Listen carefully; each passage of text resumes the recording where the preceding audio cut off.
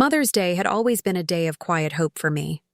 I imagined mornings filled with laughter, the faint smell of fresh flowers, and a simple "I love you, Mom" from my son. Alex, just one moment, no grand gestures, no lavish gifts, just acknowledgement that after everything, I mattered. The house was unusually bright that morning. Sunlight poured through the curtains, reflecting off the polished wooden floors. I had spent hours arranging lilies in the living room, carefully setting the table for breakfast. The aroma of freshly baked bread mingled with the soft scent of roses I had tucked into vases around the room. In my mind, I pictured Alex walking in, smiling, and giving me a hug. That's all I wanted, a hug. A simple acknowledgement of the years I had spent raising him, guiding him, and protecting him, even when it cost me my own peace. The doorbell rang, sharp and impatient, shattering my reverie. I wiped my hands on my apron and took a deep breath, preparing myself for the moment that had been hovering in my imagination all week. I opened the door to see Alex standing there, dressed in a tailored navy suit that screamed success. His expensive watch glinted in the morning sun. He carried himself with the confidence of a man who had never faced real hardship, and for a fleeting moment I felt proud. But then I noticed the coldness in his eyes. That spark of warmth I had hoped for was missing, replaced by something I couldn't quite identify. Arrogance, perhaps, or impatience. "Happy Mother's Day, Mom," he said, his voice polite but distant, as if he had memorized it from a greeting card. I smiled, masking the flutter of anxiety in my chest. "Happy Mother's Day, Alex," I replied softly, stepping aside to let him in. As he walked into the living room, I tried to read his expression, searching for a hint of the boy I had known. The boy who used to climb onto my lap, who whispered secrets in the dark, who trusted me with his fears and dreams. That boy seemed distant now, replaced by a man whose world revolved around wealth, status, and the woman he had married. Rachel. We sat down for breakfast. The table was laid with care, pancakes, fresh fruit, and steaming cups of tea. I watched him, hoping for a soft smile, a spark of genuine warmth. But then, he leaned back in his chair, arms crossed, and said the words that shattered the fragile peace I had built in my heart that morning. "Mom, do you like the $3,000 Rachel gives you?" For a moment, I couldn't breathe. The words hung in the air, heavy and sharp, slicing through the calm I had tried to nurture. My mind went blank. Did he really just reduce our relationship, all the years of love and sacrifice, to a number? A monthly gift from his wife? I blinked, hoping it was some cruel joke, some test I wasn't prepared for. But his eyes were steady, cold, and expectant. I don't understand, Alex," I stammered, my voice trembling despite my effort to remain composed. "Come on, Mom," he said, a faint smirk tugging at the corner of his lips. "Be honest. Do you like it? $3,000 from Rachel every month. Does it make you happy?" The world seemed to narrow to that single moment. My hands gripped the edge of the table so tightly my knuckles whitened. I felt belittled, humiliated, and shocked all at once. Every memory of sleepless nights, every sacrifice I had made to ensure he had a good life, flashed before my eyes. And now, it was reduced to a question about money, as if all those years of love and care could be measured in dollars. I forced a smile, the practiced kind mothers learn over years of handling delicate situations. "Alex," I said, my voice soft but steady, "it's never about the money. You know that." He shrugged, clearly unconvinced, leaning back with a confidence I found infuriating. "Then why do you look so serious, Mom? I'm just asking. Be honest, do you like it?" The tension in the room was palpable. The sunlight that had seemed warm and comforting now felt harsh, exposing every line of worry etched on my face. I noticed the subtle signs, the faint smirk, the way he avoided eye contact when he expected me to respond, the almost imperceptible curl of his lip, as if challenging me to say the wrong thing. I wanted to tell him that love cannot be bought, that respect cannot be measured by monthly transfers, that gratitude is not a gift to be received, but a feeling to be nurtured. But the words caught in my throat. Instead, I felt the familiar ache of betrayal, a sharp sting I hadn't felt in years. Alex continued, oblivious to the storm he had unleashed. "Mom, don't get me wrong," he said casually. "I just see how Rachel treats you, and I want to know if it's enough." I looked at him, really looked, and felt a mixture of disbelief and sadness. Enough? Enough for what? For my love? For my respect? For all the nights I worried, the sacrifices I made, the dreams I had to shelve so he could chase his own. How could he even think that money could measure the bond between mother and son? I took a deep breath, forcing my emotions into check. "Alex," I said, softer this time, but with firmness, "you know it's never about the money. You've always known that."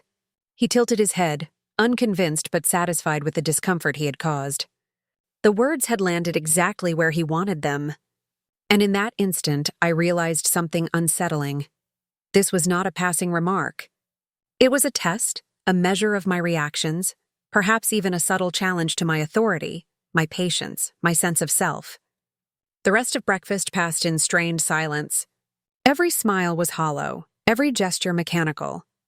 Even the flowers on the table seemed to bow under the weight of tension. Each passing moment was a reminder of that one sentence, one question that had shifted the dynamics of our home. Later, as I washed the dishes, my hands trembling slightly, I reflected on what had just happened. This was more than a question about money. It revealed arrogance, entitlement, and a lack of gratitude, traits I had hoped he would never cultivate. And yet, deep inside, I felt a flicker of determination. I would not shrink. I would not allow my worth to be measured by dollars or gifts. I would not let this arrogance define our relationship. Something had changed between Alex and me that morning, and I knew, with a clarity that both frightened and empowered me, that this story was far from over. Mother's Day had begun with hope, sunlight, and the scent of lilies.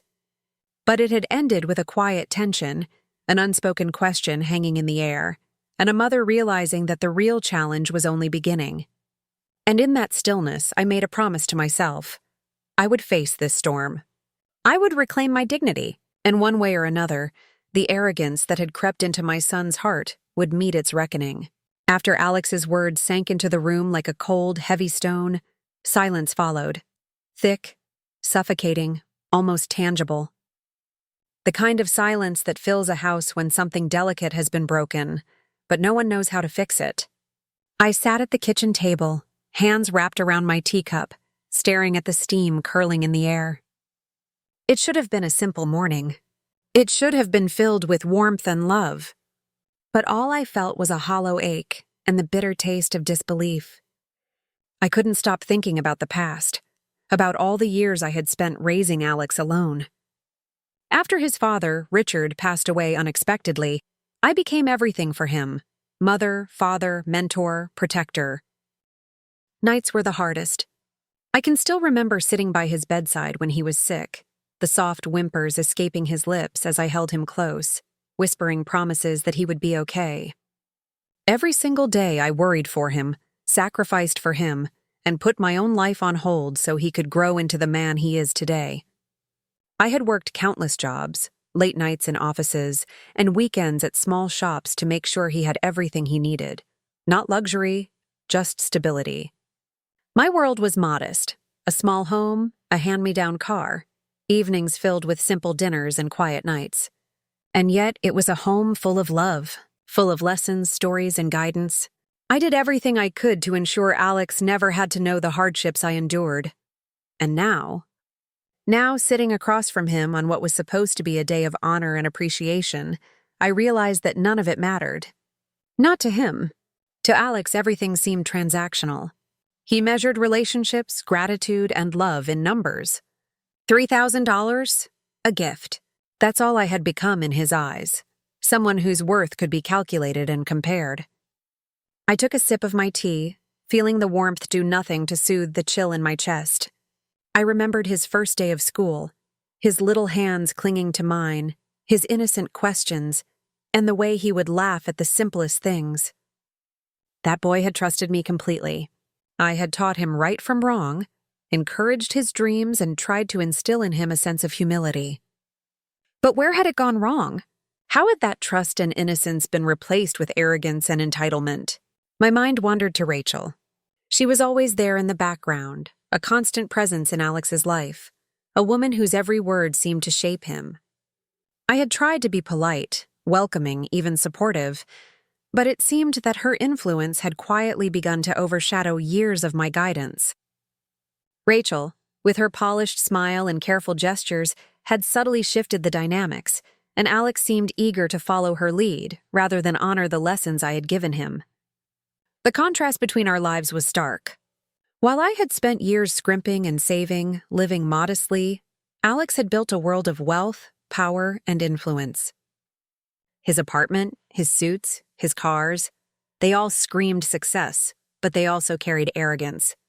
It wasn't just the money, it was the sense of entitlement that came with it.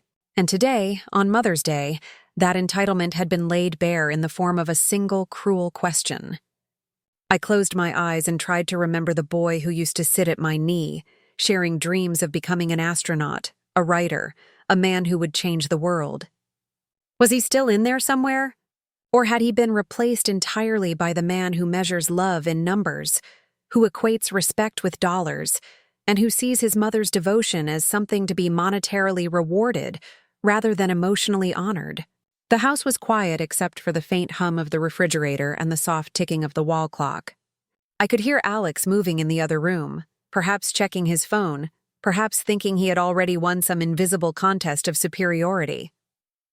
The silence stretched, oppressive, filled with the weight of unspoken thoughts and bruised pride. I thought about my own father, long gone now, and how he had always said that true respect cannot be demanded, it must be earned. Yet here I was, the one who had given everything to raise a good man, facing the reality that respect and love were not guaranteed, no matter how much one sacrificed. And then slowly the realization settled in. Alex's arrogance was not a one-time thing. This question, this moment, was only a glimpse of a recurring problem, a flaw in his character that had perhaps been developing over years. He had grown up with all the right opportunities, with every comfort I could provide, yet something had shifted inside him. There was a hunger for recognition, a need to assert superiority, and a willingness to diminish those who loved him in order to prove a point. I tried to push the thoughts away, to focus on the day, on the idea that perhaps he didn't mean to hurt me. But deep down I knew better. This was deliberate. Alex wanted to test me, to see how I would react, to gauge my vulnerability. And I had felt it, acutely, the sting of being measured, weighed, and found wanting. I rose from the table and walked to the window, staring at the garden outside. The lilies I had arranged so carefully glowed in the sunlight, serene and oblivious to the storm inside. The irony was not lost on me. Life outside could be calm, beautiful, and orderly, while inside, my own home had become a battlefield of words and unspoken judgments. A tear threatened to fall, and I brushed it away quickly. I would not let him see me cry. I would not let him feel the satisfaction of knowing that he had wounded me. But the ache in my heart, the sense of betrayal, was undeniable. And in that quiet, I began to realize something important. This was not just about today, or about money, or even about Rachel. This was about who Alex had become, about the distance growing between mother and son, and about the choices he had made that were slowly eroding the foundation of our relationship. I sank back into my chair, letting the silence envelop me once more. My mind raced with memories, questions, and the faint, stubborn hope that somewhere beneath the arrogance, the entitlement, and the cold calculation, the boy I had raised still existed. But for now, that hope was fragile, almost imperceptible. Alex had spoken, and his words had left a mark. The room felt different, heavier, and I knew that nothing would ever be the same again. The arrogance I had glimpsed today was only a prelude, a warning that the real challenges, the battles of patience, dignity, and eventual justice, were only beginning. Mother's Day had come and gone, but its lessons lingered. And as I sat in the quiet aftermath of his words, I made a silent promise to myself. I would not let this arrogance go unchecked.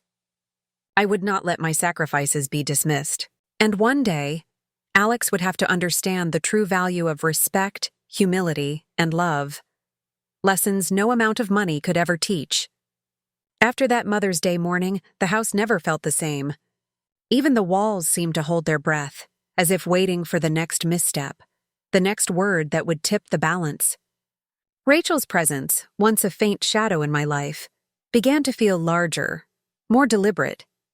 I could no longer ignore the subtle ways she shaped Alex's behavior, the way he spoke, the choices he made, even the way he measured love and gratitude. Rachel, with her perfect smile and carefully measured words, had a talent for making herself indispensable. I noticed it first in small, almost imperceptible ways. The way she always interjected during conversations, subtly correcting Alex in front of me, or the way she framed every gift, every gesture, as a favor I should be grateful for. It wasn't blatant cruelty. It was artful manipulation, like water shaping stone over time. She made Alex feel he was generous, magnanimous even, while casting me as someone ungrateful or overly demanding. I remember the day vividly. I had prepared Alex's favorite meal, a simple, comforting dinner, just like I had done since he was a boy. Rachel was there too, arranging the table with her signature attention to detail. At first it seemed harmless, almost pleasant. But then she leaned over and whispered something into Alex's ear. I didn't catch the words, but the effect was immediate. His expression shifted subtly, from warmth and appreciation to mild irritation, as though my efforts were an inconvenience rather than an act of love. "Mom, don't overdo it," he said casually, almost dismissively. "It's fine, really." I felt a pang in my chest. That casual dismissal, that tone, it was unlike him. My heart sank as I realized Rachel had found a way to make me feel small without raising her own voice, without ever being confrontational. And Alex, oblivious or perhaps complicit, followed her lead. Over the next few weeks, I began to notice patterns. Alex's calls home became shorter, his visits more infrequent. Whenever he did come, Rachel was always there, subtly controlling the flow of conversation. She praised him constantly, reinforcing his sense of superiority, while my words, my advice, my memories, my love, were brushed aside or overlooked. I began to wonder how long this had been happening. Had I missed the early signs of her influence? Or had it grown slowly, silently, until today's cold question about the $3,000 was the culmination of months, maybe years, of subtle manipulation? One afternoon, I decided to look into the household finances, something I had rarely done since Alex had become independent. I wanted to understand the scope of Rachel's influence, not out of jealousy, but out of necessity. What I discovered unsettled me. Transfers, gifts, accounts, everything was meticulously managed by her. And not just for convenience. There were transactions that suggested she was quietly controlling not only the money Alex gave me, but also how it reached me. Small amounts diverted, large gifts emphasized publicly but managed privately. The more I saw, the more I realized that she was building a narrative, one that painted me as dependent, as someone who needed to be grateful while elevating her own position. I felt a mix of emotions: anger, disbelief, sorrow. How had it come to this? How had my own son, the boy who used to cling to my hand in fear of the dark, become so susceptible to this quiet control? And more importantly, what had I allowed, unintentionally, by not noticing the subtle cracks forming between us? Alex's behavior also spoke volumes.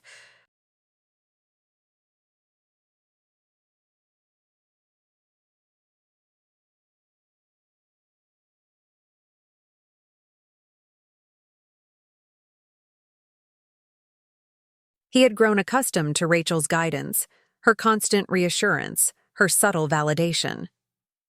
Where once he had sought my approval, my counsel, he now sought hers. And her approval carried a price.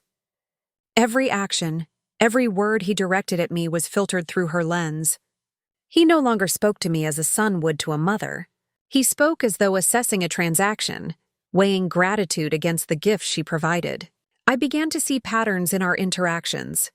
Rachel would praise Alex in my presence for being generous, for caring for me, for ensuring I was comfortable. And then, almost casually, she would cast subtle doubt on my reactions. Did I really appreciate it enough? Was I truly grateful? The effect was maddeningly efficient. I felt belittled, trapped in a web I couldn't fully explain, watching my own son adopt behaviors I had never taught him, influenced by a woman whose motives were opaque. And then came a moment that made my heart clench. A quiet, almost invisible betrayal that pierced deeper than any harsh words ever could. I had overheard a conversation one evening while Alex and Rachel thought I was asleep. Rachel's voice was soft, almost coaxing, but the words were deliberate. Just keep her comfortable, Alex. Make her think she has control, but the money, the image, it all stays in our hands. That way she'll never question us and she'll always be grateful. I froze, the weight of her words pressing down on me. Grateful? Control? My son's love, his attention, his respect. Had it all been manipulated, orchestrated by Rachel? I wanted to confront them both, to demand answers, but I knew better. Impulsive confrontation would achieve nothing. I had to understand the full scope, observe quietly, and plan carefully. That night, I lay awake in bed, the ceiling staring back at me like an accusatory mirror. Betrayal isn't always loud. Sometimes it's quiet, patient, and calculated. Sometimes it comes wrapped in a smile, delivered by someone you didn't realize had been shaping your life from the shadows. Rachel had done this, not openly, not crudely, but subtly, weaving herself into the fabric of Alex's world, and in the process, marginalizing me, eroding my position in my own home. And yet, amidst the anger and hurt, I felt something stir, a spark of clarity, a whisper of determination. This betrayal, as painful as it was, revealed their weaknesses as clearly as their strengths. Rachel's manipulations were deliberate, but they were also predictable. Alex's arrogance was pronounced, his reliance on her guidance transparent. These were patterns I could study, understand, and eventually leverage. The next morning, Alex greeted me with the same rehearsed politeness as before. "Morning, Mom," he said, sipping his coffee. Rachel hovered in the background, smiling, watching, measuring. I returned the greeting with a neutral smile, careful not to betray the storm brewing within me. I realized then that patience would be my ally. Every small act of control they had exercised could be observed, cataloged, and used to my advantage. I began making mental notes. The way Rachel subtly emphasized certain gifts, the way Alex responded to her nudges, the moments when he revealed entitlement without realizing it. Each observation was a piece of the puzzle. The day passed slowly, every interaction tinged with tension, every gesture loaded with unspoken meanings. I found myself thinking not of confrontation, but of strategy. How could I navigate this delicate web, expose the entitlement and manipulation, and reclaim the respect that had been quietly stolen from me? I also began reflecting on my own strength. Years of sacrifice, patience, and resilience had prepared me for moments like this. I had raised a man who, despite his arrogance, had inherited intelligence, resourcefulness, and ambition. Those same traits, once guided by love and moral grounding, could now be observed, understood, and perhaps even turned against the subtle tyranny Rachel had begun to exercise. By evening, a quiet resolve had settled over me. Betrayal had been revealed in plain sight, and I could no longer ignore it. I could no longer let subtle manipulation dictate my relationship with my own son. Something had shifted. The dynamic in our family had changed, but this was not the end. It was the beginning. Motherhood had taught me patience. Life had taught me observation. And now betrayal had taught me strategy. The pieces were on the board, and I would move carefully, deliberately, ensuring that the arrogance, entitlement, and manipulation I had witnessed would meet consequences in ways both meaningful and undeniable. In the shadows of my own kitchen, I smiled quietly to myself. Rachel may have thought she was shaping Alex, controlling the narrative and undermining me. But she had underestimated the one thing she could never manipulate, my resolve. The stage was set, and though the full plan had yet to form, the first moves had been made. Betrayal had been revealed, arrogance exposed, and a quiet fire was kindling inside me. I knew with certainty that the story was far from over. The days after that Mother's Day revelation passed in a haze of quiet observation. I moved through the house, my mind no longer focused on the small comforts of daily life, but on the invisible threads that bound Alex and Rachel's world together. Every glance, every gesture, every word was a piece of a puzzle I had begun assembling. I started small. At first, I simply listened. Conversations between Alex and Rachel were carefully measured, and their patterns were predictable once I paid attention. Alex would defer to her, even when it was unnecessary. Rachel would subtly reinforce his sense of entitlement, framing it as generosity. And in the background, I began to notice inconsistencies, tiny details that didn't quite add up. A bank statement here, a casual comment there, small signs of manipulation that spoke volumes when taken together. I documented it all quietly, mentally at first, noting dates, amounts, and subtle cues in behavior. Rachel had a way of making herself central, making her influence seem natural and harmless, but there was a rhythm to it, a method behind the subtle control. Alex, for his part, seemed completely unaware of how much he was being guided, how much he had allowed someone else to shape his actions and attitudes. The more I observed, the more I realized that patience would be my greatest ally. Confrontation would accomplish nothing. Rachel thrived on tension, on the illusion that she was untouchable, that her influence over Alex was absolute. But every subtle manipulation left a trace, a weakness I could track and, in time, expose. I remembered the lessons my own mother had taught me, lessons I had internalized over a lifetime. Strength was not always loud. Justice did not always roar. Sometimes it was quiet, deliberate, calculated. And as I reflected on the long years of raising Alex, the sacrifices, the sleepless nights, and the love that had shaped him, I felt a surge of determination. I had not come this far to be sidelined, diminished, or reduced to gratitude for a gift that could never replace respect. I began to map out a plan in my mind, a series of small, strategic moves designed to uncover the truth without direct confrontation. I would start by observing patterns, where money moved, how decisions were made, who influenced whom. I would note inconsistencies and contradictions, subtle lies or exaggerations that could later be highlighted. My aim was not to shame or embarrass, but to expose the arrogance and manipulation in a way that Alex could not ignore. At night, I would sit in my living room, the soft glow of a lamp casting shadows across the walls, and replay moments in my mind. Every word Alex had said, every subtle suggestion Rachel had made, every gesture that seemed insignificant at the time, all of it formed a tapestry of truth waiting to be unraveled. And in that quiet reflection, I felt a sense of control returning, a calm focus replacing the initial shock and hurt. I also reflected on my own inner strength. Years of challenges of raising Alex alone after Richard's death had forged a patience I had never fully appreciated. I had survived financial struggles, emotional burdens, and moments of despair, and I had done it with dignity. That same resilience would serve me now. I would approach this situation as I had approached every hardship in my life, carefully, thoughtfully, and with unwavering resolve. The quiet plan began to take shape in 3 stages. First, observation and documentation. Every interaction, every financial transaction, every comment about me, Rachel, or our family would be noted. I would remain calm, neutral, unassuming, the perfect observer. Second, subtle testing. I would introduce small variables into conversations, gently probing for reactions without revealing my intent. A question about Alex's generosity, a comment about Rachel's influence. These would act as small mirrors, reflecting the true dynamics of their relationship. Their reactions would tell me volumes about their intentions, their priorities, and their weaknesses. Third, preparation for exposure.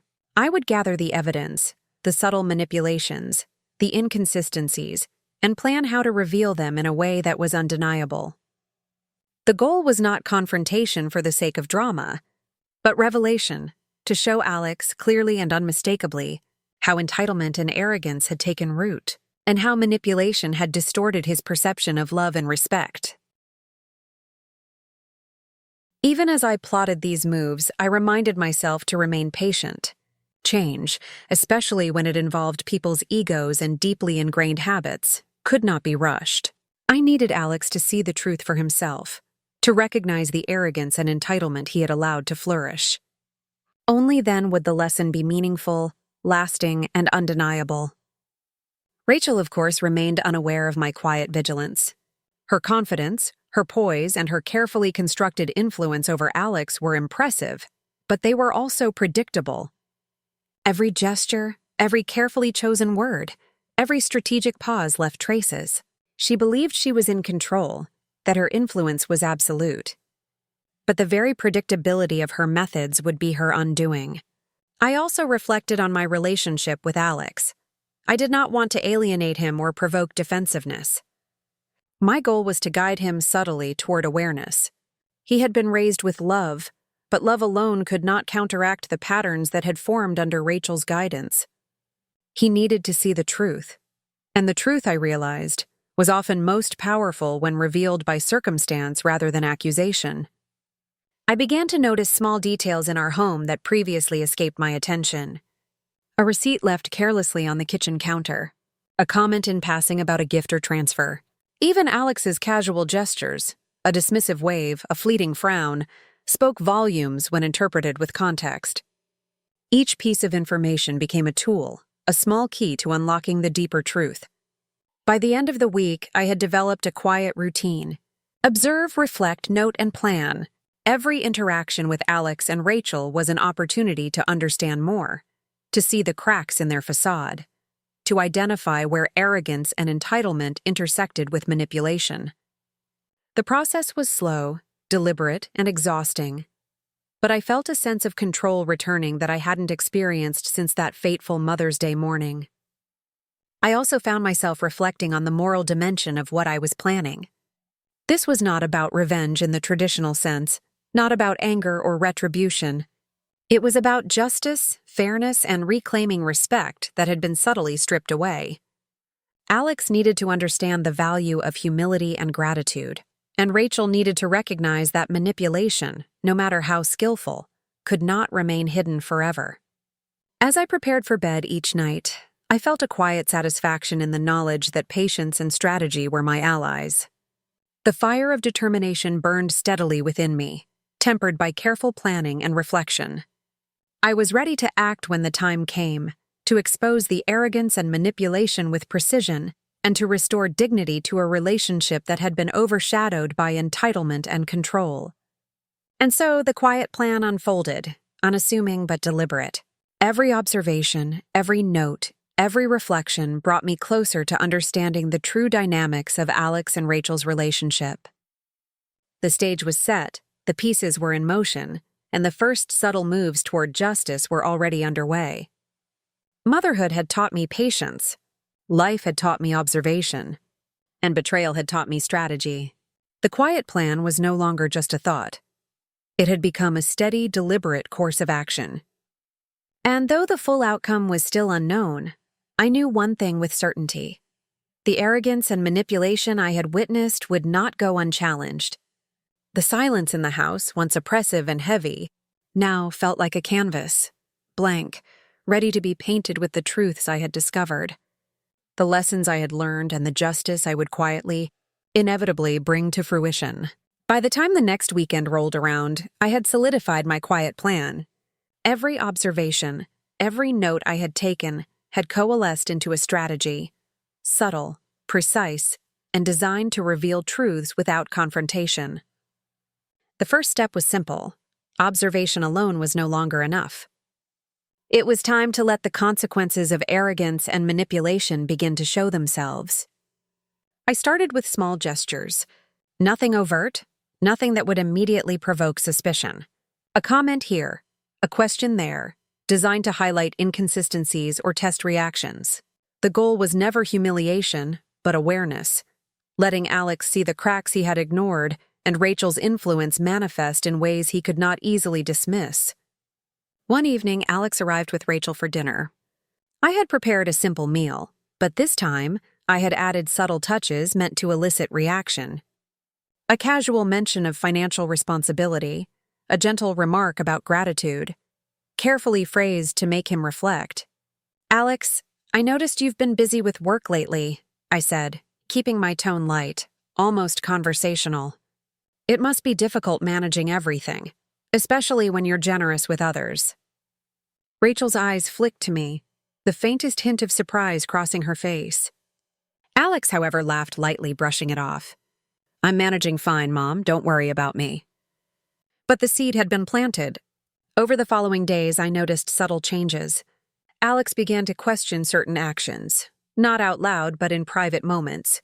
A hesitancy that had not existed before. The arrogance, the entitlement, it was still there, but cracks were forming. Tiny fissures in the facade he presented to the world. I also found ways to expose financial hypocrisy without confrontation. During casual conversations, I would reference small inconsistencies. Bills, receipts, charity donations, or gifts Alex had made that didn't match his claims of generosity. I phrased it neutrally, almost accidentally, as if these observations were mere curiosity. "Alex," I remarked one afternoon while sipping tea, "I saw that donation report from last month. Wasn't that the same amount you said you gave to the foundation last year?" He hesitated, a flicker of surprise crossing his face. Rachel shifted slightly in her chair, her composure intact, but I could sense her calculation, the way she measured every possible response. Well, numbers can vary," Alex replied quickly, attempting to deflect. But the pause, the slight tension in his jaw, betrayed him. He had been caught, even if he didn't fully realize it. I smiled gently, keeping the tone light. "Oh, I just wondered. Sometimes it's easy to lose track of things when there's so much to manage." It was a small victory, almost imperceptible, but it was significant. Alex had felt the subtle weight of accountability without me having to raise my voice, argue, or accuse. And Rachel, no matter how polished and poised, had been forced into a moment of recalibration, a brief disruption of her orchestrated narrative. Social pretensions were another avenue I explored. Alex and Rachel prided themselves on appearances, on maintaining a facade of perfection to friends, colleagues, and family. I began introducing subtle tests, casual questions about their social engagements, gentle probing about obligations, and mentions of modest gatherings where honesty and humility mattered more than appearances. "Alex, are you attending the charity gala this week?" I asked one evening.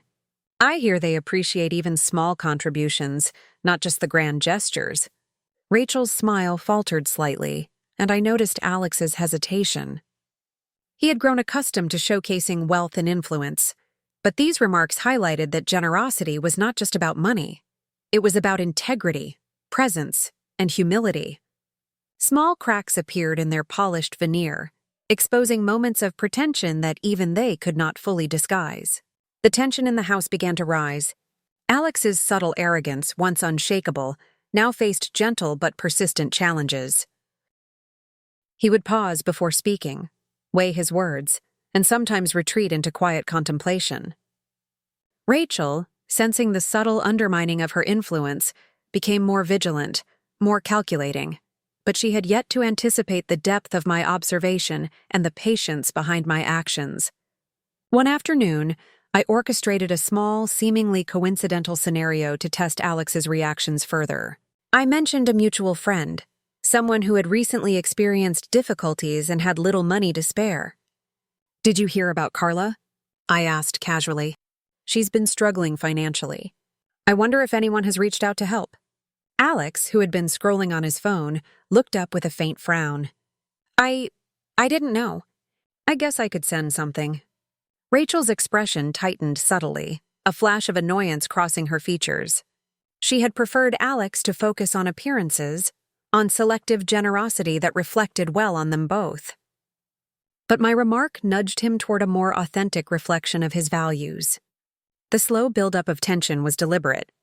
Every small act, every casual observation, every gentle provocation was a piece of the larger plan.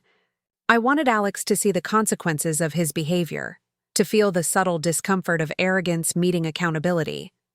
And as each day passed, I noticed the impact. Hesitation where there had once been certainty, doubt where there had once been entitlement. Emotional satisfaction came not from confrontation, but from watching the cracks form. I felt a quiet triumph in these moments, a sense that justice could unfold gradually, naturally, and with dignity intact. The power of patience, of observation, and of carefully executed strategy was becoming evident. Rachel, for all her careful orchestration, could not fully anticipate the subtle, persistent challenges I presented.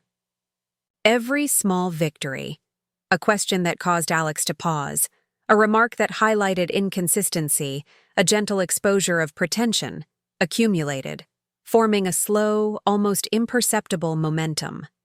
And I knew that once the tipping point arrived, the full revelation would be undeniable. One evening, as I reflected on the week's subtle maneuvers, I realized the depth of the transformation that had begun. Alex, despite his arrogance, had started to encounter the consequences of his choices. His entitlement was no longer unchecked. His reliance on Rachel's guidance, while still present, was being questioned. By me, silently, persistently, strategically. I felt a surge of pride, not in my own cleverness, but in the resilience and resourcefulness I had cultivated over decades.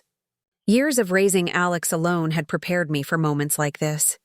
The strength, patience, and clarity I had honed were now proving invaluable in navigating the delicate balance between subtle exposure and emotional strategy. And yet, I reminded myself to remain patient.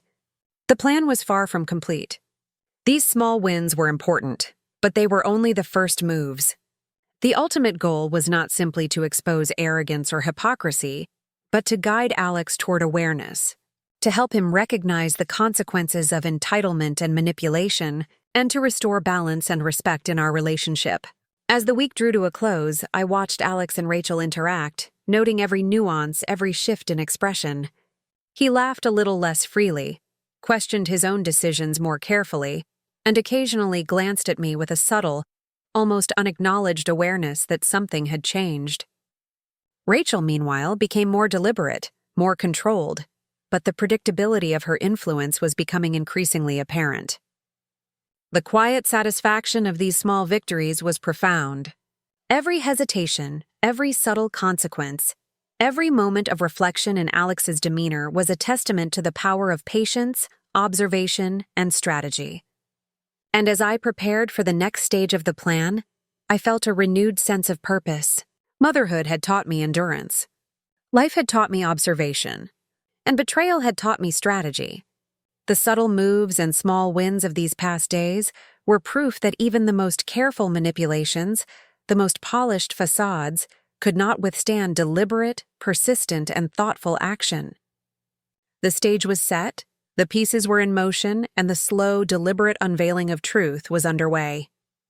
Alex would learn in time that arrogance and entitlement had consequences. Rachel would discover that manipulation, no matter how skillfully executed, could not remain hidden forever. And I, at the center of it all, would remain steady, patient, and unwavering, guiding the narrative toward a resolution that was both inevitable and just. The day had arrived.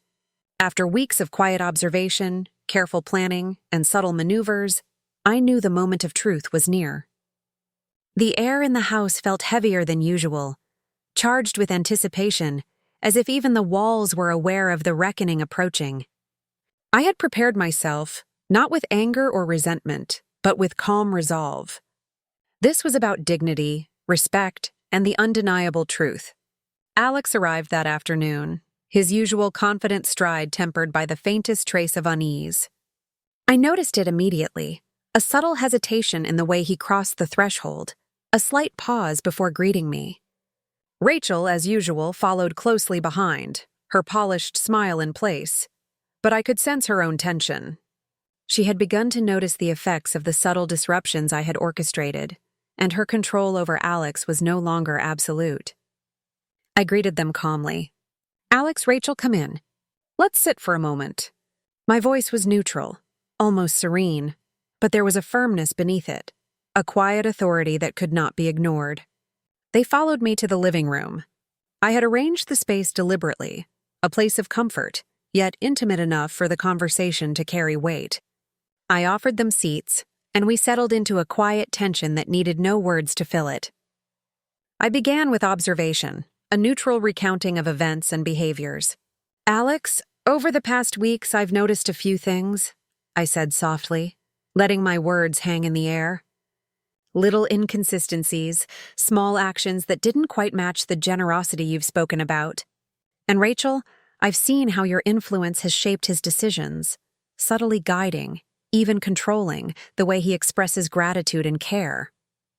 Rachel's smile faltered, a brief flicker of surprise passing over her features. Alex, however, stiffened. The first sign of real tension. I continued, each word deliberate, careful, but unmistakable in its clarity. "Alex," I said, looking directly at him, "I've given my life to you. I've sacrificed, worked, and endured so you could grow with opportunities I never had. And yet, sometimes it feels as if my efforts are measured in numbers rather than love, as if respect and gratitude are optional rather than essential." A silence fell. Thick, heavy, almost suffocating.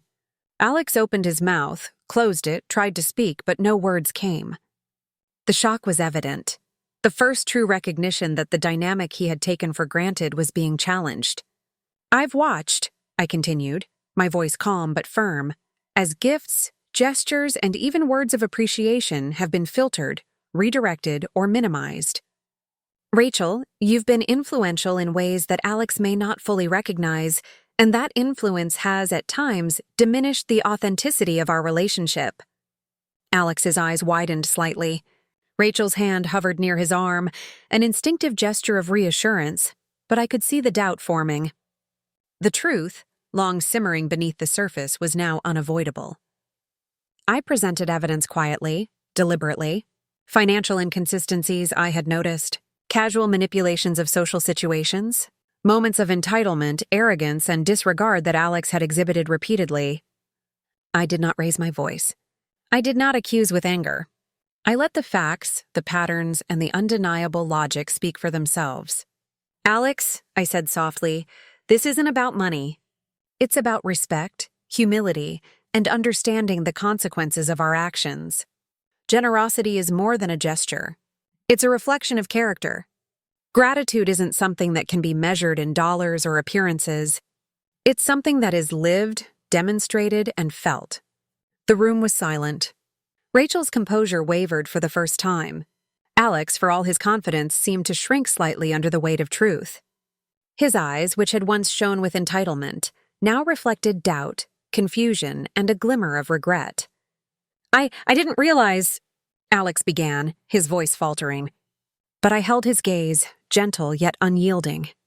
I allowed the silence to stretch, forcing him to confront the realization fully, without escape. "You didn't realize because you were guided," I said softly, "by influence, by habits, and by assumptions. But the reality is clear. Arrogance, entitlement, and manipulation cannot hide from truth forever. They surface inevitably and demand acknowledgement." I paused, letting my words sink. Alex's shoulders slumped slightly. Rachel's hand fell away from his arm.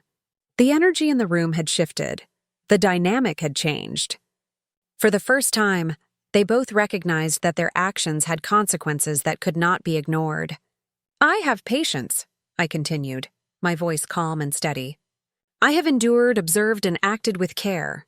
But patience has limits. Love demands respect, and respect demands honesty. Today, that honesty is here, undeniable and unavoidable." Alex's lips trembled slightly. "Mom, His words trailed off, the hesitation betraying a moral realization that had been building silently over weeks. I nodded gently, acknowledging the moment without diminishing its impact. "Alex, I raised you to be a man of integrity, humility, and compassion. This confrontation isn't punishment, it's reflection. A chance to see the consequences of choices made in arrogance, and to realign with the values that matter most." Rachel's eyes darted between us, realizing that her subtle control had been exposed. her manipulations visible to both the observer and the subject. The carefully constructed facade she had relied upon was cracking, not with anger or aggression, but with quiet, undeniable truth. Alex swallowed hard, his pride colliding with awareness. I didn't see it that way, he admitted, voice low. I thought I was doing the right thing, Mom. I didn't mean to disrespect you. I reached out, placing a gentle hand over his. I know you didn't, Alex, but intent doesn't erase impact. Recognizing the truth, understanding the consequences, and taking responsibility, that is what matters. That is what builds character, respect, and love that lasts. The emotional climax of the room was palpable. Silence hung between us, heavy with realization and reflection. Alex's expression shifted from shock to contemplation, and then, slowly, to a hint of regret. The arrogance that had defined him in recent months was being replaced, moment by moment, with understanding. I remained composed, standing firmly yet without aggression. My dignity, patience, and quiet authority were the strongest tools I possessed. This was not about punishment. It was about justice, subtle, deliberate, and inevitable. Rachel, now fully aware that her influence had been exposed, remained silent. She had been a catalyst, but the confrontation was not aimed at her alone. The focus was clear. Alex needed to recognize his own actions and the consequences they carried. And in that recognition, the lessons of humility, respect, and gratitude would finally resonate. Alex's eyes met mine, and for the first time in weeks, I saw a flicker of the boy I had raised. Thoughtful, caring, and capable of understanding the true value of love and family. He nodded slowly, a gesture of acknowledgement, a recognition of the truths that had been laid before him. I understand, Mom, he said quietly. I've been arrogant. I've let things slip. I'm sorry. Tears threatened, but I held them back. This was not about dramatics. It was about restoration, understanding, and the quiet triumph of truth over manipulation. I smiled softly, a mix of relief and emotional satisfaction. Thank you, Alex. That means more than you realize. Recognition, understanding, and action. That is what changes everything. And Rachel, I added gently, I hope this moment reminds us all that influence is a responsibility, and love is not measured by control, but by respect. The room remained silent for a long moment, heavy with reflection. And then, slowly, the tension began to ease. The confrontation had not been loud or explosive, but it was complete. Arrogance, entitlement, and subtle manipulation had been exposed, and the first steps toward reconciliation, respect, and humility had been taken. I felt a quiet sense of victory, not over Alex, not over Rachel, but over the dynamics that had threatened to undermine the love, trust, and dignity at the heart of our family. The emotional climax had been reached, and the silence that followed was not oppressive but filled with possibility. Motherhood had taught me endurance. Life had taught me observation, and confrontation had taught me that truth, delivered with dignity and patience, could achieve what anger and force never could. Alex, for his part, had been left with a choice: to embrace the lessons, acknowledge the consequences, and rebuild with humility, or to retreat into the patterns of arrogance that had defined recent months. The path forward was clear, and for the first time in weeks, I saw a glimmer of hope that the relationship we had nurtured for so long could be restored, stronger and wiser than before. The confrontation was over. The battle had been fought not with loud words or dramatic displays, but with truth, patience, and dignity. And in that quiet, inevitable justice, I knew that the next chapter, reconciliation, understanding, and growth, was only beginning. The confrontation had passed, but its effects lingered, quietly reshaping the atmosphere of our home.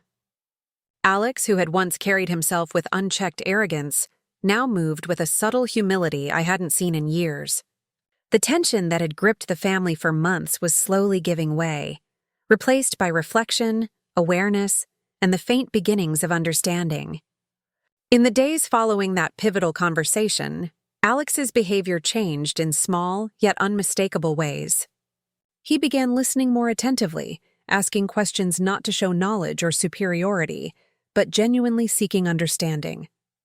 The casual arrogance, the entitlement that had once defined him, now met with hesitancy, as though he were learning to weigh his actions against their true impact. One evening, we sat together after dinner, the atmosphere calm but charged with unspoken acknowledgement. Alex's voice, tentative at first, broke the silence. "Mom, I've been thinking about what you said. About respect, gratitude, about humility," he began, his eyes meeting mine with something I hadn't expected: sincerity. "I realize now that I let myself be guided by the wrong influences. I didn't see how my actions, even if well-intended, could hurt you. I'm sorry." The words were simple, yet profound. They carried the weight of reflection, of moral awakening. I felt a quiet relief tempered with pride. This was not just an apology. It was comprehension, the recognition of mistakes, and the first step toward genuine change. Rachel, seated nearby, looked on with a mixture of resignation and acknowledgement. The subtle control she had exercised, the influence she had wielded over Alex, could no longer mask the truth. The confrontation had shifted the dynamics irrevocably, revealing that manipulation, no matter how subtle, could not withstand patience, observation, and quiet resolve. I smiled gently, my voice calm but firm. "Alex, the past cannot be changed, but understanding it allows us to move forward. Gratitude and respect aren't obligations tied to gifts or gestures. They are reflections of character, and they shape relationships in ways that last far beyond the material." He nodded slowly, the weight of realization evident in his eyes. "I understand, Mom. I want to do better. I want to be better." That moment marked a turning point. Over the following weeks, Alex's actions began to reflect this internal shift. He made decisions with care, expressed appreciation more openly, and began to reclaim the genuine connection that had been strained by entitlement and external influence. Subtle gestures, a thoughtful call, a shared moment, an unsolicited expression of gratitude became the new norm. Rachel, too, adjusted her approach. Though she remained a force in Alex's life, the subtle manipulations that had once gone unnoticed were now mitigated by transparency, awareness, and the understanding that influence could no longer be wielded unchecked. Her presence no longer carried the same weight of control. It was balanced, observed, and ultimately tempered by honesty and awareness. From my perspective, the resolution was not just about seeing changes in Alex or the dynamics between him and Rachel.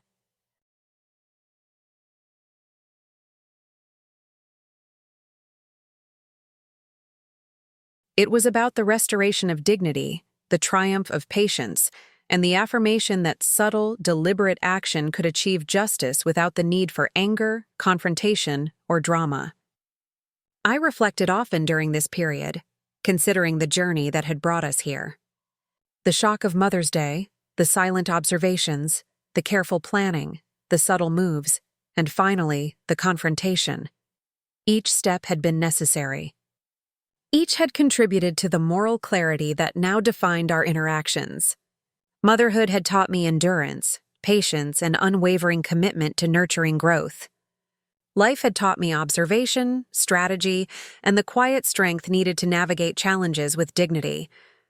And the betrayal we had faced, subtle, manipulative, and emotionally challenging, had reinforced the value of steadfastness, reflection, and moral courage.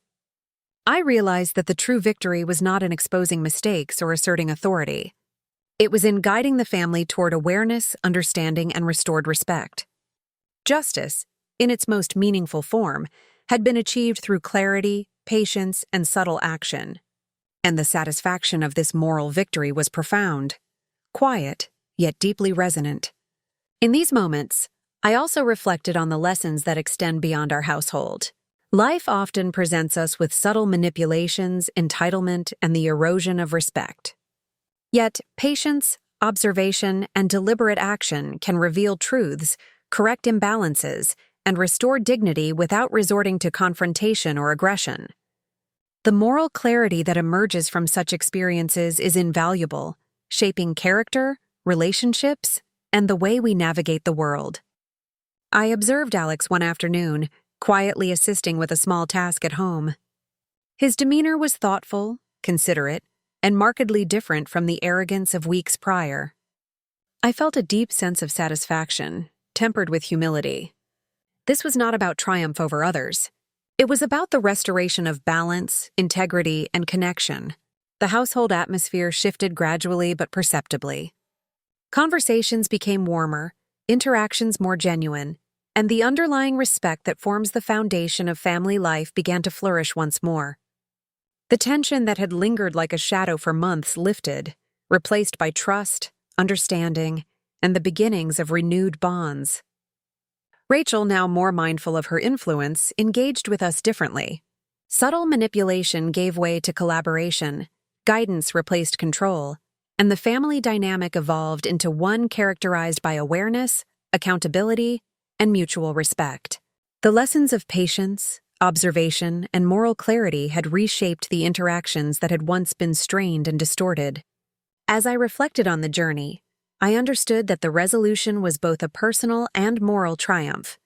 Personal because it reaffirmed the strength, resilience, and dignity I had cultivated over decades.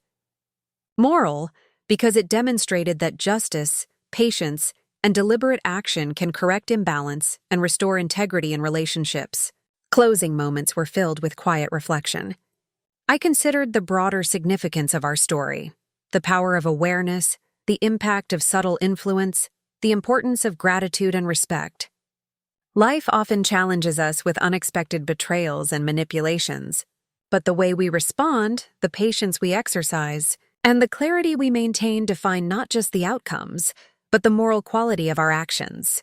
Alex approached me one evening, his voice low but sincere.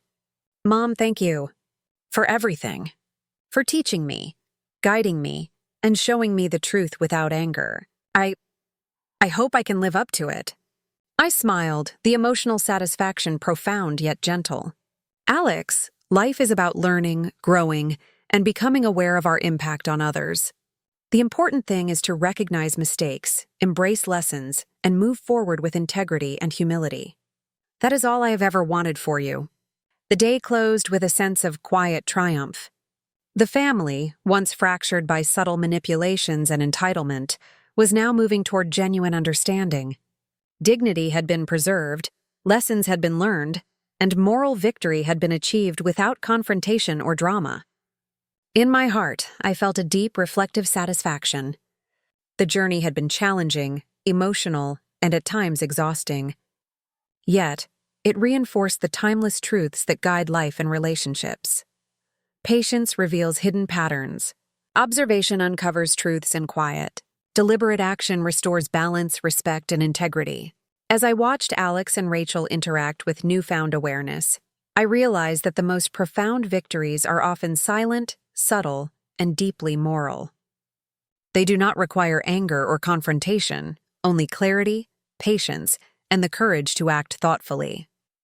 Motherhood, life, and the challenges we face had combined to teach an invaluable lesson: that dignity, integrity, and moral courage are enduring forces, and that the subtle victories achieved through patience and insight can reshape not only relationships, but the very character of those involved. And so, with reflection and quiet satisfaction, I understood that justice had been served, not through drama or anger, but through observation, patience, and deliberate action. The family, once shadowed by entitlement and manipulation, now had the opportunity to grow, heal, and move forward with integrity, respect, and genuine love. The story closes not with loud declarations, but with quiet triumph, the recognition that patience, dignity, and moral clarity can overcome arrogance, entitlement, and subtle betrayal. And in that recognition, the deepest satisfaction resides.